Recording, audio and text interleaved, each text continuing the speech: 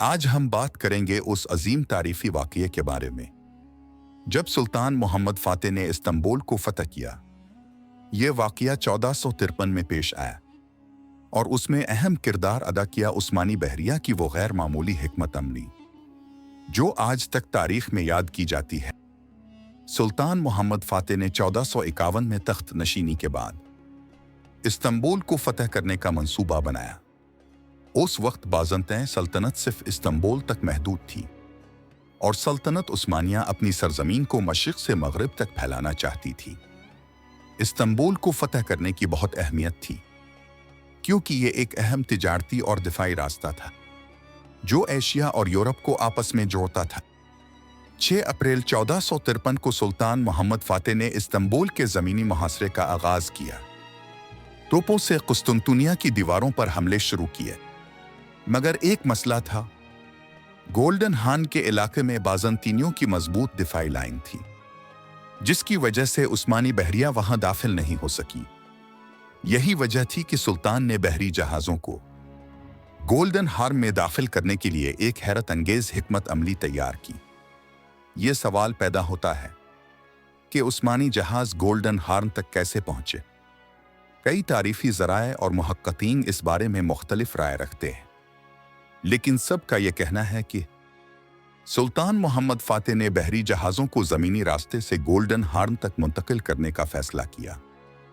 Professor Faridoon इमज्जन और दीगर मुहक्किकीन के मुताबिक उस्मानियों ने 100 जहाज़ तैयार कराए और उन्हें इस्तांबुल के सामने लाने के लिए मुख्तलिफ रास्तों पर काम किया। कुछ मुहक्किकीन का कहना है कि जहाज़ों को दवल में बागचे से मुंतकिल किया गया था, जबकि दीगर का कहना है कि उन्हें आर्टिलरी के इलाके से मुंतकिल किया गया था। ऐसा लगता है कि ये जहाज़ रातों रात मुंतकिल किए गए थे ताकि बाज़ंतीनियों को ये इल्म ना हो। ये एक तारीफी अमल था जो पहले भी इस्तेमाल किया जा चुका था। मगरबी सल्तनतों में जहाज़ों को ज़मीन पर मुंतकिल करने का तरीका इस्तेमाल होता रहा था और 1453 में उस्मानी भी इसी हिकमत अमली को इस्तेमाल कर रहे थे। लेकिन माहिरीन का कहना है कि उन जहाज़ों का असल साइज ज़्यादा बड़ा नहीं था। ये बेशतर बड़ी कश्तियाँ थीं जिन पर तोपें नस्ब नहीं थीं। ये जहाज़ बड़ी कश्तियाँ थीं जो एक नई हिकमत अमली के तहत बहर रोम से इस्तांबुल के गोल्डन हार्न तक पहुंचाई गईं।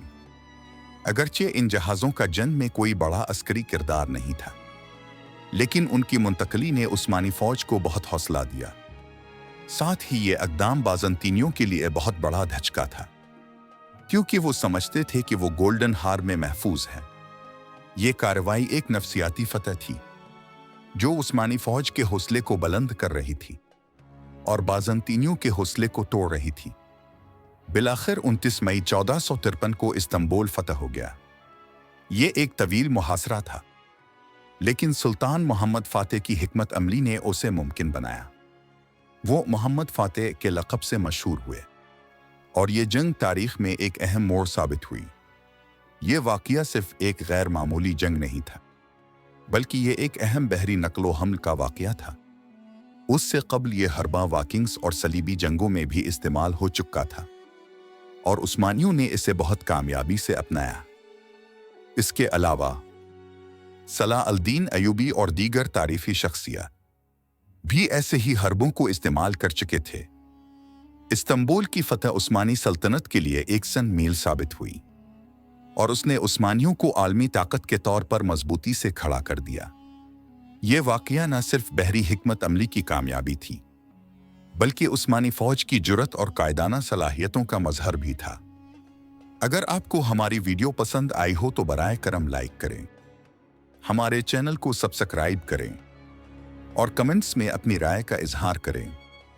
हमें खुशी होगी कि आपकी राय हम तक पहुंचे।